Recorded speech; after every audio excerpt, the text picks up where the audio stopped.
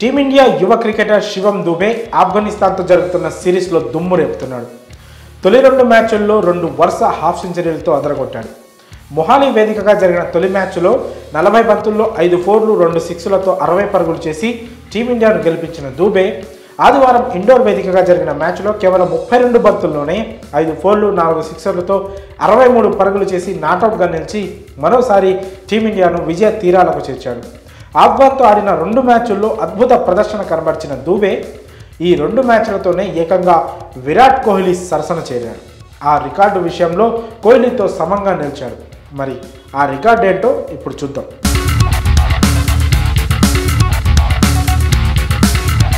శివం దూబే ఆఫ్ఘన్తో జరిగిన తొలి మ్యాచ్లో బ్యాట్తో పాటు బాల్తోనూ తన వంతు సహకారం అందించాడు. బౌలింగ్లో 2 ఓవర్లు వేసి 9 పరుగులు మాత్రమే ఇచ్చి 1 వికెట్ పడగొట్టాడు. అలాగే రెండో టీ20లోనూ బౌలింగ్ వేశాడు. ఆదివారం జరిగిన మ్యాచ్లో 3 ఓవర్లు వేసి దూబే 36 పరుగులు ఇచ్చి 1 వికెట్ తీసుకున్నాడు.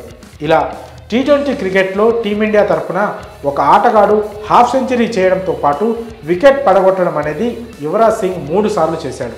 3 మ్యాచ్ల్లో యువి హాఫ్ సెంచరీ చేయడంతో పాటు కనీసం 1 వికెట్ అయినా పడగొట్టాడు. యువరాజ్ తర్వాత విరాట్ కోహ్లీ 2వ స్థానంలో ఉన్నాడు. ఇది వినడానికి ఆశ్చర్యంగా ఉన్నా ఇదే నిజం. విరాట్ కోహ్లీ 2 సార్లు టీ20లో హాఫ్ సెంచరీ చేయడంతో పాటు బౌలింగ్లో వికెట్ తీశాడు. కోహ్లీకి టీ20 క్రికెట్లో 4 వికెట్లున్నాయి. వాటిలో 2 సార్లు హాఫ్ సెంచరీతో పాటు 1 వికెట్ తీసిన అనుభవం ఉంది.